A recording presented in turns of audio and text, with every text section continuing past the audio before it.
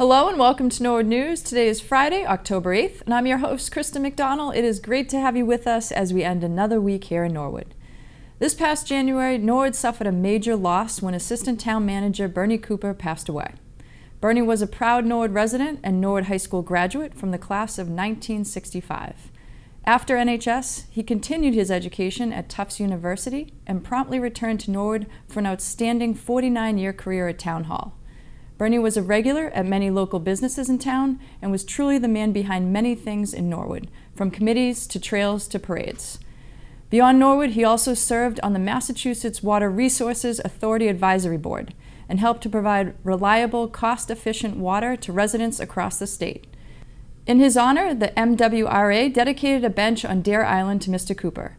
MWRA Executive Director Joseph Favillaro shares why it was the perfect spot to honor Bernie. This beautiful site where thousands of people walk every day, that they'll turn and they'll say, wow, Mr. Cooper. And I hope they go and they Google it and they say, Mr. Cooper was a public servant his entire life, served the people of Norwood, served the communities of the MWRA, and did it all well. So, Bernie, thank you. Bernie's friends and family were the first to see the memorial. Former town manager John Carroll also spoke in honor of Bernie. Town officials and David Hajar from the Board of Selectmen joined the family for the ceremony. This lasting tribute is along the Deer Island Loop Trail located in Winthrop, Mass. Special town meeting returns this month. The agenda includes a range of articles, from zoning articles to budget decisions for capital projects. Town moderator David Hearn details the October 18th agenda and upcoming informational meetings. Well, we have two warrants for and actually two special town meetings. The first one that that is scheduled has 5 articles. One of them has to do with the fire chief and whether the fire chief can serve beyond the normal retirement age. There are a couple of articles dealing with easements that the town may be acquiring, one for a traffic light and one related to drainage purposes. The Capital Outlay Committee is bringing forward several matters and asking for the town to make some expenditures on various capital projects. And then there is a rezoning article that deals with the property commonly known as the Big Y Plaza off of Walpole Street. And there's a proposal to rezone that for general business. So those are the 5 articles we have on what's scheduled first.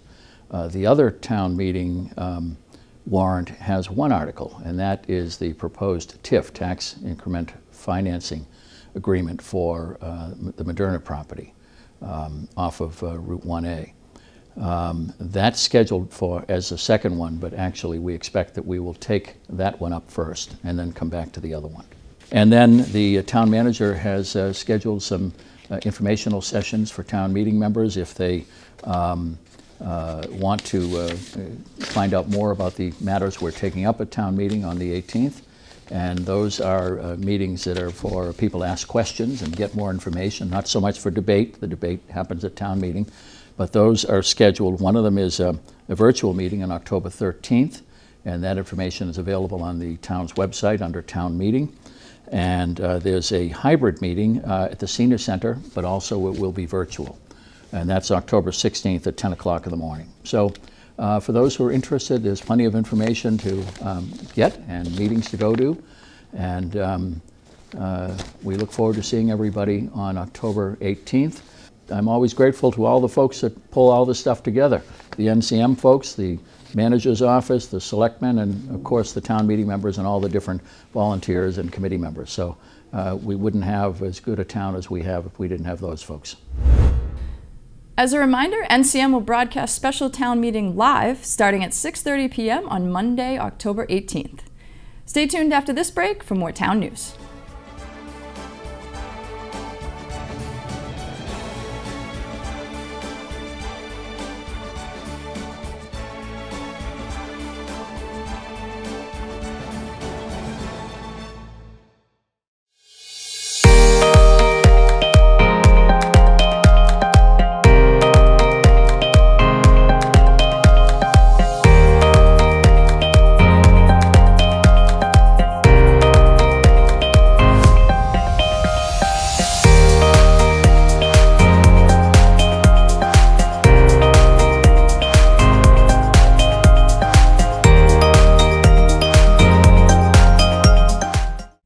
Welcome back. A federal grant program is available to businesses adversely impacted by COVID-19. Eligible businesses in town are able to apply for up to $25,000 in grant funding. Town budget analyst Joe Collins provides additional details on the application process.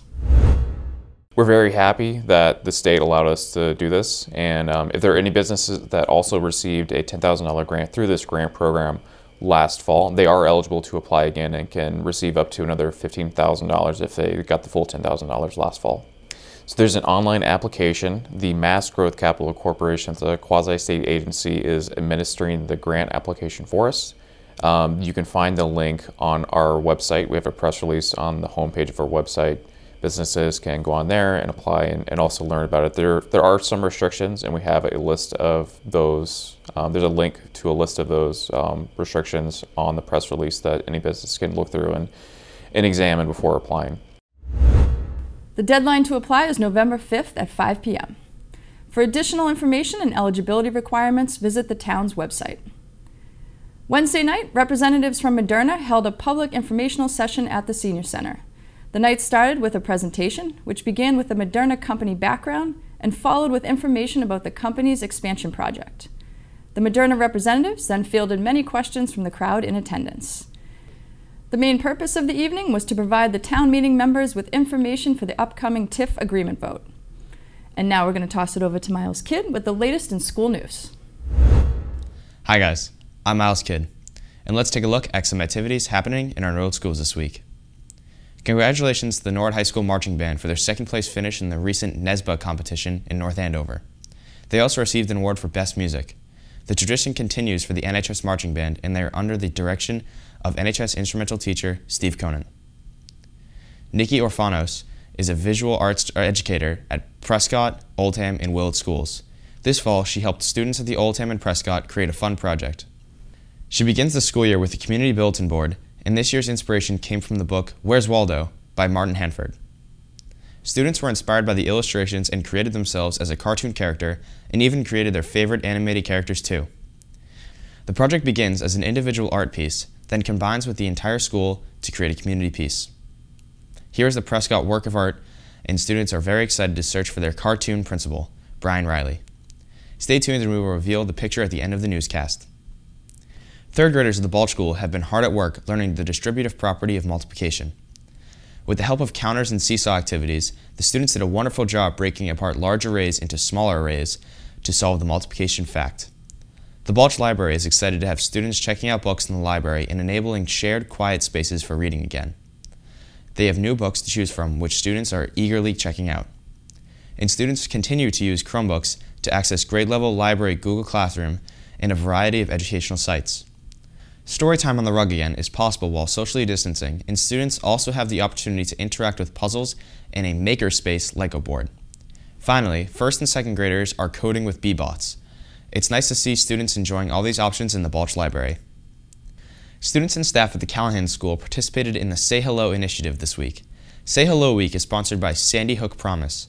Its purpose is to help all students feel included and to raise awareness concerning young people who feel left out, alone, or invisible in their school. Events for the week include signing a Start With Hello pledge poster, saying hello with a wave or nonverbal signal to members of other classes or people you see in the halls or outside, asking classmates to join you at recess, using the morning greeting hello in different languages represented in our school, and ending with wearing green to school as a way of showing support for the Start With Hello campaign. Let's hear them say hello. Hola. Chikemi. Chikemi. Hola. Yasu.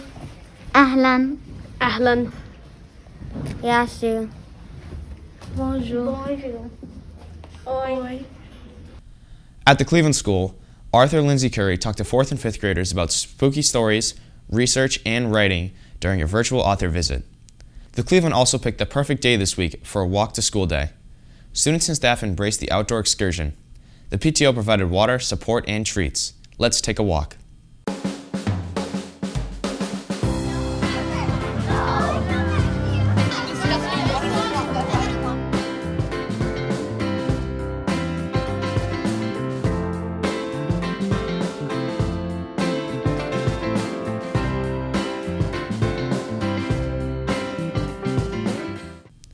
At the Oldham School, the students are trotting their way to success. Last year, the school introduced their school-wide expectations to their students. This year, they are taking time to really learn about expectations and working together to make sure they are building the best possible community for learning. Students have been learning what "think about others" means.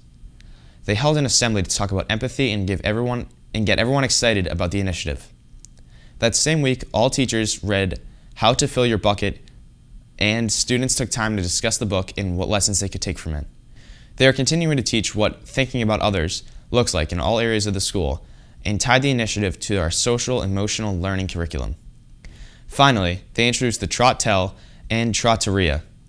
Students and staff are encouraged to catch others while thinking about others when they do fill out a Trot Tell to share what they saw.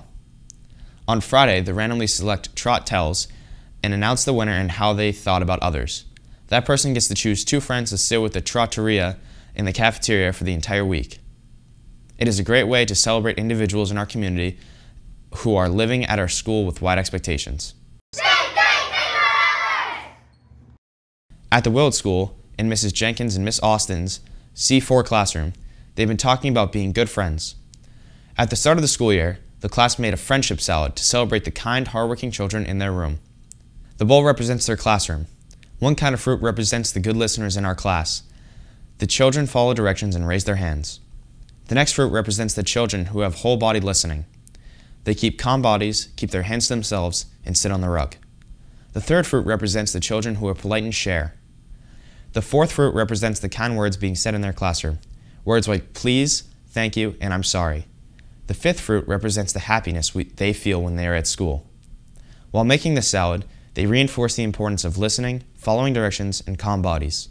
What a great project to help the kindergartners learn about friendships. The Little Mustangs are back in the makerspace this year. This is an exciting place where students can gather to create, problem solve, and invent.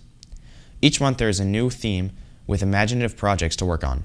In the makerspace, now children have the task of creating paper tube apple trees using toilet paper rolls, green craft sticks, and red pom-poms. The children are asked to build an apple tree and see how many apples they can balance. Students can also be seen trying to balance their paper apples using clothespins. After reading 10 apples up on top, children can try stacking apples as many as they can using Play-Doh in between to help with stability. Students are able to explore and extend activities. Who knows what these little engineers will create? And as promised earlier, here's a picture of Principal Brian Riley on the Prescott Bulletin Board. Well, that's it for school news. There's something interesting happening in our classrooms and schools every day, and thanks to all the educators who share their news with us. Now let's send it over to Mike Maloof for the latest in fall sports. Hello everyone and welcome to the Sports Update. It was an exciting week for the Mustangs with one team clinching the tournament berth and another riding a 4-game win streak. Let's get to it. We head over to the course where the boys and girls of the golf team clinched their tournament berth this week. In a rare Sunday match, the team traveled to Bellingham and snuck out the win. Then on Wednesday, they were on the road again, this time against Weymouth. It was another successful day with the Mustangs coming away with the 263-275 win. With that win, the golf team qualified for the tournament. In the last match of the week, they were back home against a 2-loss Medfield team. The Stangs kept it close but fell short 239-248. In cross country, the boys and girls hosted an extremely talented Holliston team. There were some good times by the boys' side, but they eventually fell short 31-26. The Lady Mustangs fought hard against the currently undefeated Holliston team and eventually lost 49-15. Over to the pitch where the boys had 3 matches this week. They were on the road Monday, falling 9-1 against Milton, and then it was over to Dedham for the annual Morales Cup on Tuesday.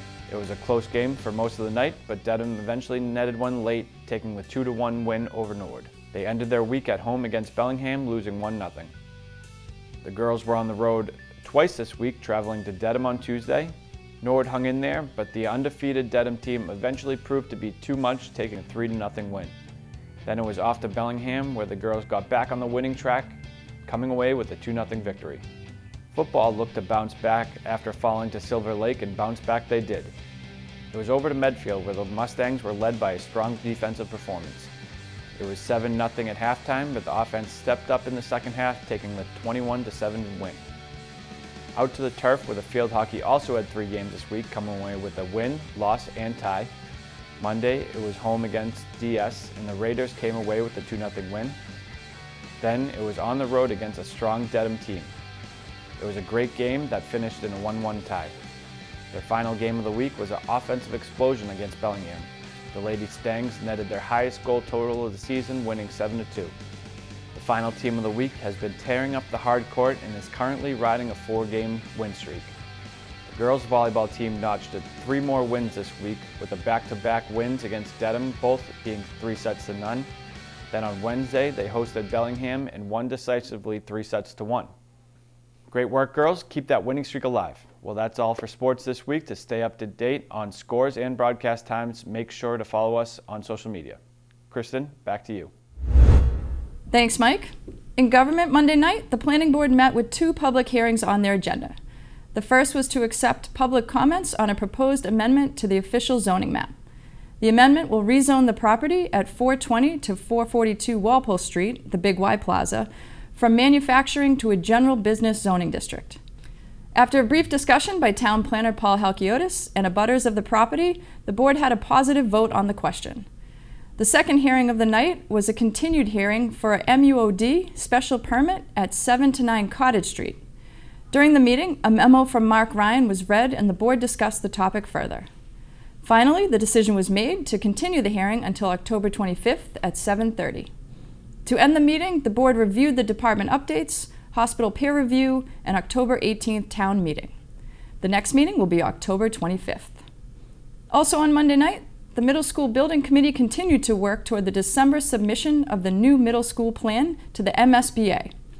There were a number of items on the agenda, including votes to include a 600-seat auditorium, a turf field, and lights for the field in the new middle school plan. School committee member Maya Bodenhofer explains her thoughts on supporting the turf field. From the point of view of the school district specifically, the fields are not used for school use at night at this point. The Coakley Middle School fields are not. These fields are all controlled by the town. It's the rec department that handles all of the rentals for this. This field right now is lighted. And so we are taking away a lighted field. There'll be a lighted field that's lost for the 2 years of construction. I do feel it's important to put it back. I think that these, as Ms. Ferreira said, these fields get a lot of use from soccer and football during the, typically they are used Monday through Friday nights. It's not just, because they're used for practices. We are talking about it now like it's one field because it is one football size field, but the way youth soccer uses this, they count this as 2 fields because the kids are small and they play across the field. So they're typically having 2 games at a time on these fields. And sometimes 4 teams are practicing on these fields. I really think it's important to keep the lights for this field. The next middle school building committee meeting is scheduled for Monday, November 1st. At a very brief selectmen's meeting on Tuesday night, the board met with town purchasing agent Kathy Carney. Mrs. Carney briefly described the 3 bids that came in. The highest bid was $22.5 million, which was received from Alexandria Real Estate of Pasadena, California, which specializes in developing and operating life science and technology campuses. There were 3 bidders who submitted responsive bids. There was ARE-MA Region Number 100 LLC, care of Alexandria Real Estate Equities. Their bid price was $22,500,000. Selectman Hajar made a motion to accept the bid. And seconded, amended, made and seconded. Any further discussion? Hearing none, we'll put it to a vote. All in favor? Aye. Opposed? Unanimous. The Board of Selectmen will meet again on October 12th. The school committee met remotely Wednesday night. Health Director Sigal Reese presented a COVID-19 update. Dr. Thompson gave the superintendent's report, providing updates on things like enrollment and COVID-19 resources. Karen Sheridan provided a report on the budget. Later, the board discussed upcoming capital projects for the schools. Concepts like a new track for the high school and relocation of the tennis courts will be discussed at the upcoming special town meeting. Later, the group reviewed changes to the public forum policy. Chair Teresa Stewart explains. Is proposing is that as of our next meeting on October 27th, we continue to use the public forum email address that we have been using since March of 2020. But in addition, we also give the public an opportunity to pre-register and actually join our Google meeting. So what we are recommending is that if somebody would like to speak to us in this format, they could call Dr. Thompson's office. They would need to call by noon the day of, so we can manage the preparation of that and get the meeting link out. They would be sent a meeting link to our Google meeting that would be accessible for public forum only.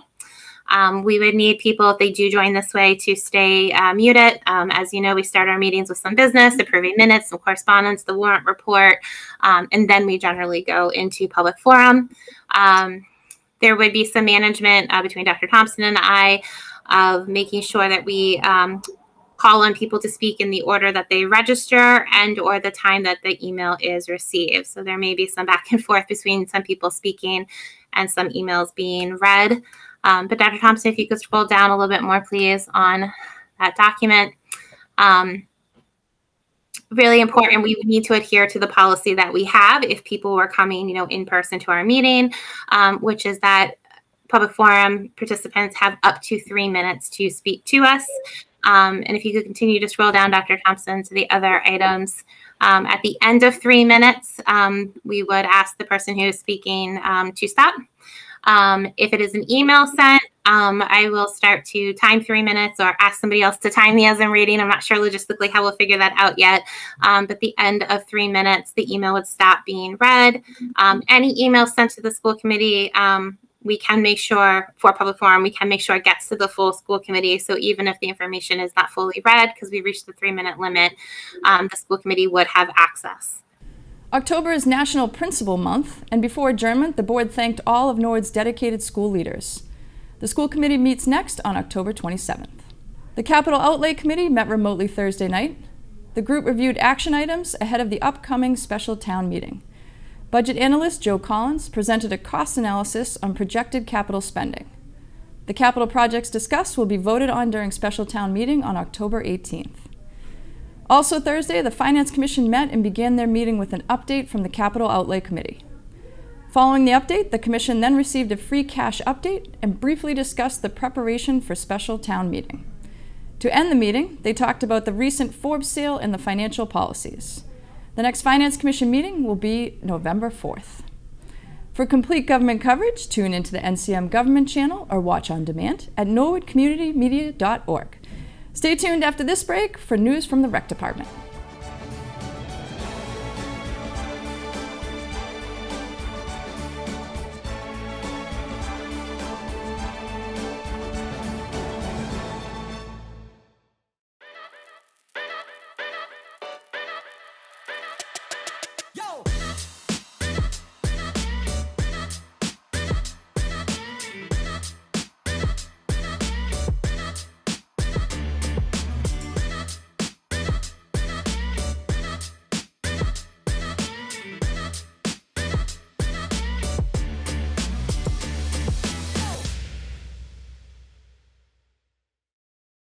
Welcome back. The Recreation Department has teamed up with the Norwood Airport for an exciting event on October 16th. Katie Seastead has more.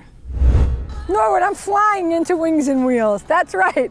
Saturday, October 16th, we have our first ever Wings and Wheels event at the Norwood Airport. We are so excited for this event. It is Saturday, October 16th, located at the airport in Norwood from 10 to 1. Pre-registration is required. We're also partnering with Tasso's to support local restaurants. So make sure you go and purchase some food or beverages. They will open at 10 a.m. for coffee and breakfast needs. So we're so excited. We'd like to thank the airport, thank the library. They're actually gonna have kids trying to get library cards for the first time. And I think the first 75 participants there will also get like a craft kit to go. The rec center will also have a tent for activities. And then we also are gonna have Impact Norwood there. We'll also thank our municipalities for participating. We have DPW, the light department, police and fire. So we'll have airplanes and trucks. So it's kind of like a mix of like airplanes with touch a truck.